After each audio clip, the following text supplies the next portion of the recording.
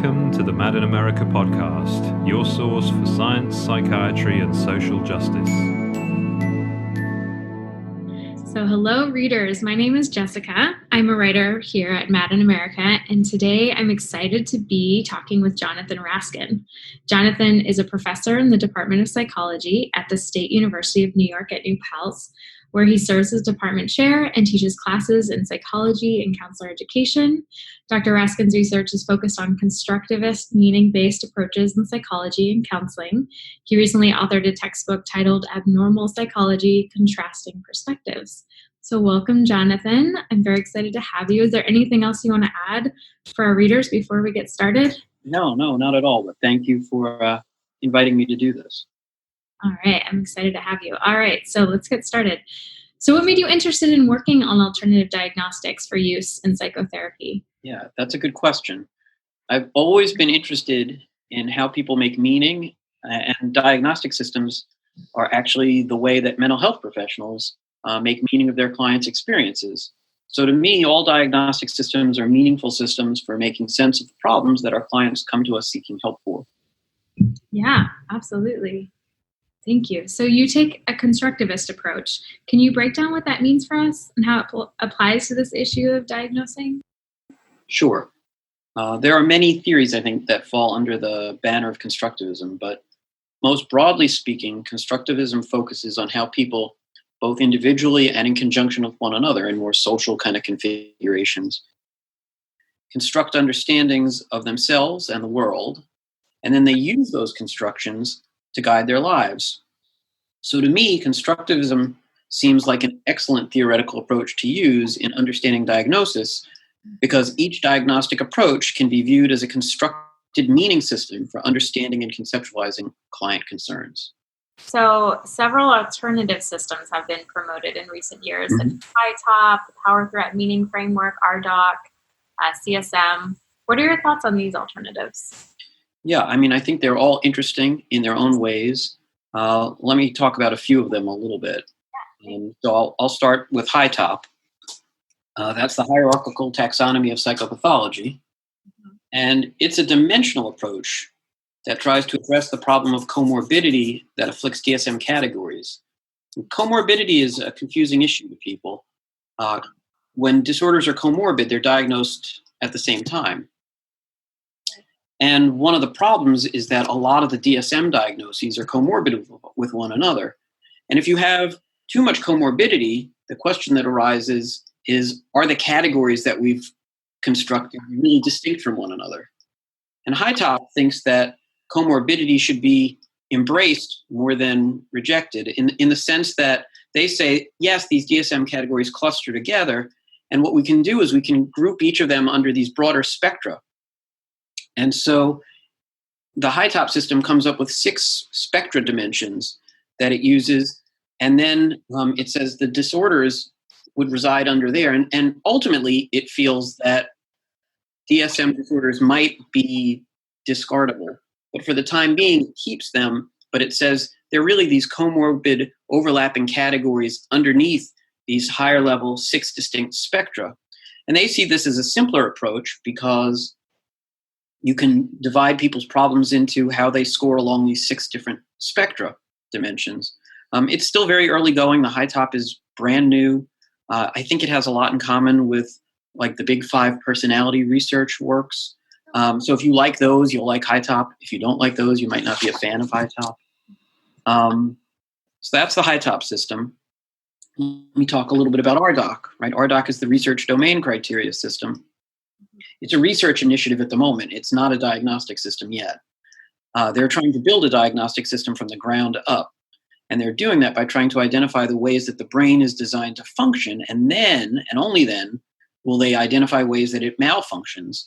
And so the categories that they create will be based on their identifying and diagnosing these specific malfunctions. And in a way, they say, we're doing this in the right order, whereas DSM does it backwards. DSM starts with categories, and then researchers race around trying to find out what are the biological correlates of those categories. RDoC says, well, let's understand the brain and how it works, and then build categories based on observable differences between healthy and unhealthy brains. So it's still a very medical model kind of approach. And if you like that, you'll like RDoC. If you don't like that, you won't. But what's really fascinating about it is this idea that it wants to build the system from the ground up. And the other thing is that it is not yet a diagnostic system. It's a research initiative. We don't have the ability to identify any kind of presenting problems based exclusively on these kind of biological biomarkers just yet. Then there's the power threat meaning framework, which is going 180 degrees in the other direction. PTM shifts the focus. It moves away from the medical model. It actually doesn't consider itself a diagnostic system. It rejects the idea of medical model diagnostic systems. It says that we need to depathologize people's problems by focusing on what the PTM identifies as the actual causes. It says that economic and social injustices are the root causes of emotional distress. And so the origins of distress lie outside the person, not inside the person. RDoC will see it as inside the person. And I think the DSM in many respects implies that it's inside the person. So PTM emphasizes what has happened to people on a sociocultural level and then how they've responded to it. So it's a totally different approach. It's a non-diagnostic approach. One other approach that you didn't mention in your list is the Psychodynamic Diagnostic Manual. And the Psychodynamic Diagnostic Manual, or PDM, has also been gaining a lot of attention. And it's, from its name, you can tell, an explicitly psychodynamic diagnostic manual that diagnoses problems through the lens of psychodynamic theory. So whereas the DSM has traditionally been atheoretical, that is, it's a descriptive diagnostic manual. It describes problems, but it doesn't take a stance on what causes them. The PDM roots its approach explicitly in psychodynamic theory. And so that's another approach. And they're all really interesting in their own way. The question is whether or not they'll catch on. And so in speaking to you previously, you don't think the system that you recommend our society switching to. Is that correct? Yeah, I mean, I view diagnostic systems as tools. And so I like hammers. They're really helpful instruments. However, depending on the task I'm up to, I might be better off with a wrench or a pair of pliers or some other tool instead. And so I find it helpful to use the tools metaphor when considering diagnostic systems. One might find a given diagnostic system useful or not, depending on the situation. Of course, it's always important to remember that diagnostic systems provide maps that can guide us, but we have to be careful not to mistake the map for the territory. And so I think the biggest barrier to developing viable alternatives to the DSM and the ICD is that these approaches cross theoretical perspectives by being mainly descriptive. But when it comes to how a diagnostic system informs treatment, descriptive approaches in many ways are lacking. That is, they don't take any stance on how to best approach the problems they identify or describe. So their nondescript nature makes DSM and ICD easy for everyone to adopt regardless of their theoretical viewpoint. But any theoretically driven system, things like the PDM or the Power Threat Meaning Framework or RDoC even, those systems in many ways might struggle to gain mass acceptance because their theoretical commitments will turn off some people. Somebody who doesn't like a medical model brain approach won't use RDoC. Somebody who's really opposed to psychodynamic theories or just not interested in them won't use PDM. Somebody who doesn't take a social justice orientation to problems might not like PTM. So by being theoretically well-developed and informative about how to conceptualize and approach client problems, these alternative diagnostic systems ironically make themselves less broadly appealing. And so that can be a challenge for them. But if they're tools, you don't have to stick with just one. You could jump around from one system to the next, depending on what you're up to that day.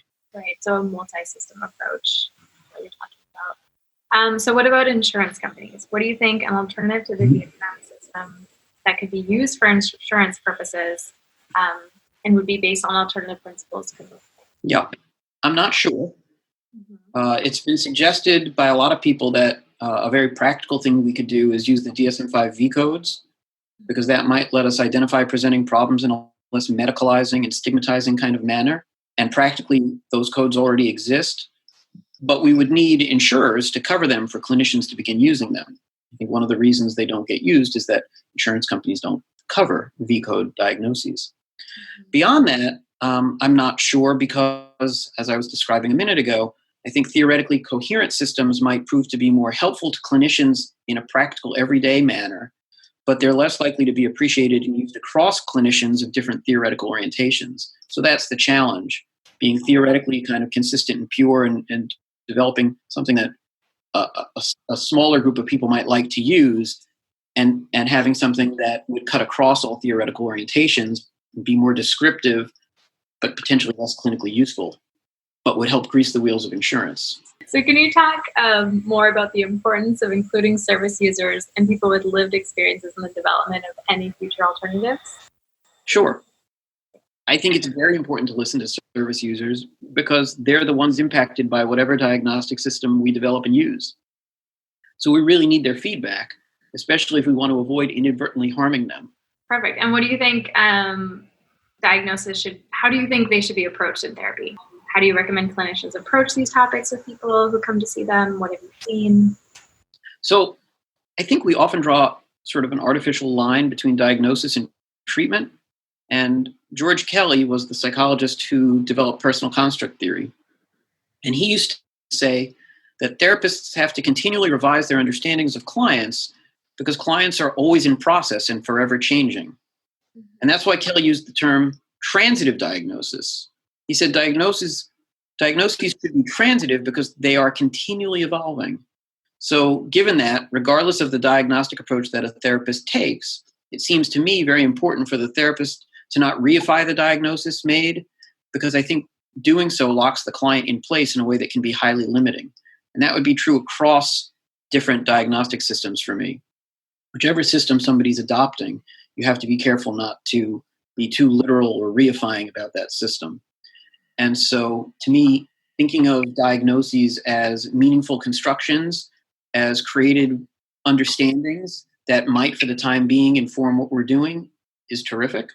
But when we shift to seeing them as essential, unchangeable things, we can lock ourselves in, and we can actually also unintentionally harm the people we're working with.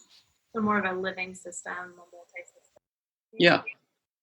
You have to, as Kelly said, you have to keep up with your clients.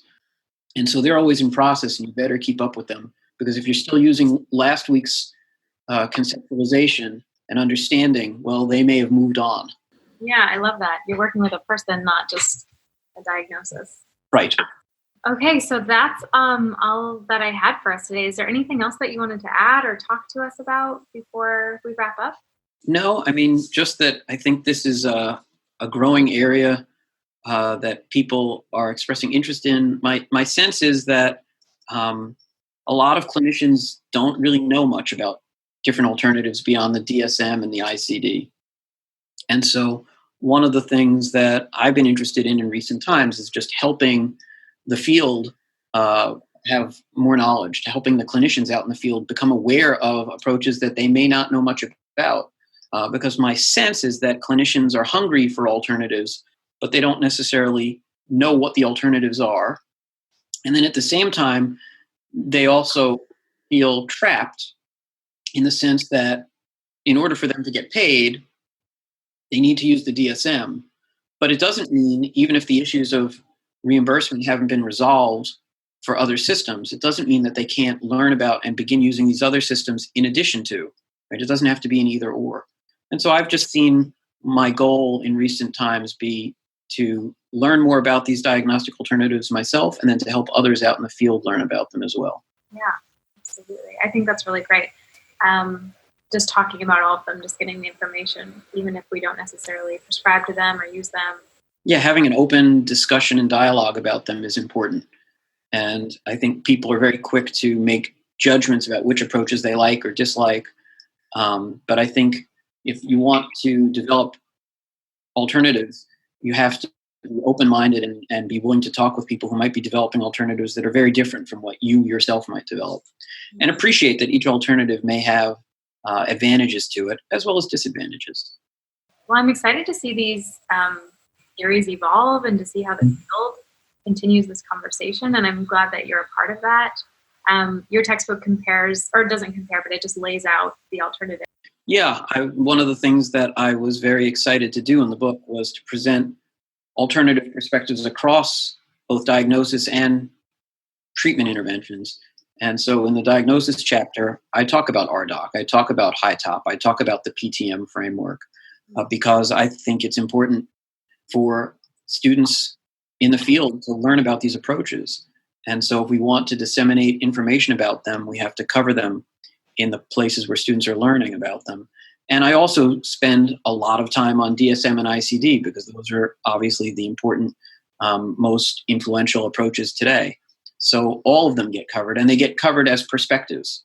And so each one has a diagnostic perspective that a person might adopt depending on what the goal is in the given moment. Well, I have to say I really appreciate you doing this work. I appreciate your perspectives. I appreciate you coming on today and sharing this information with our readers. I do agree with you. I think it's so important just to get this information out to people, all these different perspectives. So much for talking to us, and I look forward to hearing more about your work. Thank you. Thank you very much. Thank you for listening to the Mad in America podcast. Visit madinamerica.com for more news, views, and updates.